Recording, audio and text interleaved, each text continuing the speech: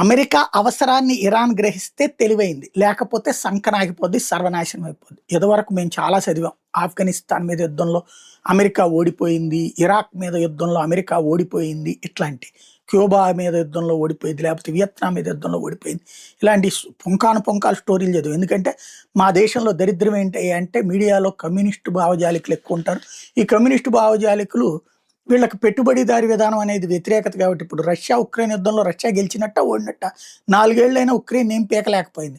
3 ప్రాంతాలు ఆక్రమించుకోవడం తప్ప. మరి ఓడిందని రాస్తారా? లేదు లేదు అక్కడ రష్యానే గెలిచిందని రాస్తారు. అదే చైనా తైవాన్ మీద ఇప్పటిదాకా ఏం పీకలేకపోతుంది. లేదా గాల్వన్లో తన్ని తరిమేశాం, లేదంటే డోక్లాం దగ్గర తన్ని తరిమేశాం, అయినా లేదు లేదు చైనానే విజయం అని రాస్తారు. అది మా దేశపు జర్నలిజానికి పట్టిన శని, పట్టిన దరిద్రం కాబట్టి అట్ట రాస్తారు. బట్ ఇప్పుడు అమెరికా ఇరాన్ని ఒక ఆస్పెక్ట్లో శాంత నాశనం కాకూడదని కోరుకుంటుంది. ఇరాన్ని నాశనం చేయడం అమెరికాకి పెద్ద కష్టమైన పని ఏం కాదు. ఒక ఆఫ్ఘనిస్తాన్ లాగా మారిపోతుంది. అలాంటి స్టేజ్ తేగలదు. కానీ ఒక ఇరాక్ లాగా కూడా మార్చగలదు.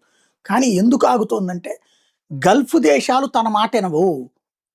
పెట్రో డాలర్ లాంటి విషయాలు గల్ఫ్ దేశాల మీద, గల్ఫ్ దేశాలు అమెరికా మీద ఒత్తిడి తేవడం ప్రారంభించినాయి. బ్రిక్స్ దేశాలతో డీలింగ్ పెట్టేసుకున్నాయి. లైక్ రష్యా చైనాలతో వాళ్ళ క్యాష్లోనే, మనతో మన క్యాష్లోనే తీసుకోవడం ప్రారంభించింది.